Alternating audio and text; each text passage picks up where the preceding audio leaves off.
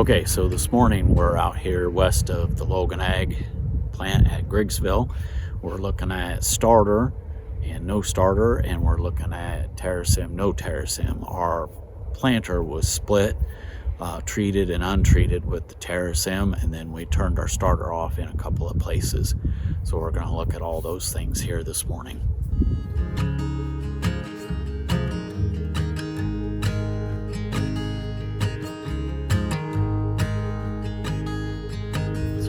Really nice root growth going, really good soil conditions. Even though our soil's been cold, we're getting some really nice root growth under there. All right. So here on my right is the Terrasym, and on the left is no Terrasym. Now this was treated, Terrasym was put on the seed before it was planted, so we split the planter. So what we're looking at is increased vigor and better growth with our Terrasym seed treatment. And one of the things I was looking at is our secondary roots, our roots coming off the base of the plant here. We've got quite a bit more development on these roots, and we've got they're a heavier root as well. Not only are they further into the soil, but they're a thicker, heavier root coming off the base of that plant.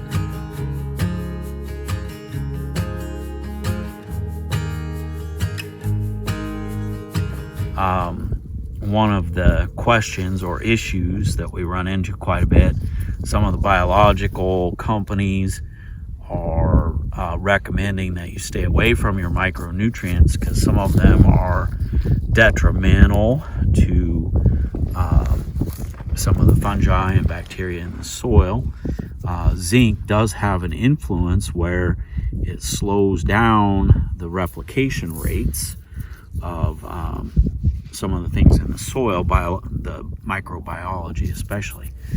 I guess one of the things we're trying to learn is in trading the biologicals for things like zinc in the starter. Can we get the best of both worlds, or do we have to trade those, or do they actually benefit each other? And maybe there's some differences in the biologicals themselves.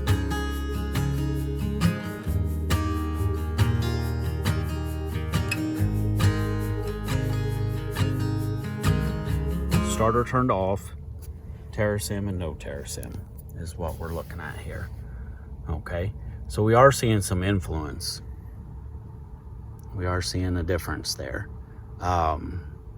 Looks like we're getting some influence in the size of our root and the bulk of root that we've got under the plant, and probably a little bit improvement in the stalk diameter. And so one of the things that we benefit from with our in-furrow mix, with that little bit of mag in there, is we help to build chlorophyll early on when we're still in cool soils. And similar to zinc, magnesium isn't as easily available in the cooler soils.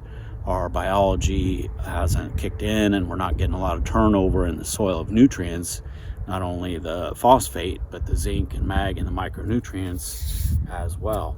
So that little touch of mag in there has been important for the success of that in-furrow mix for us.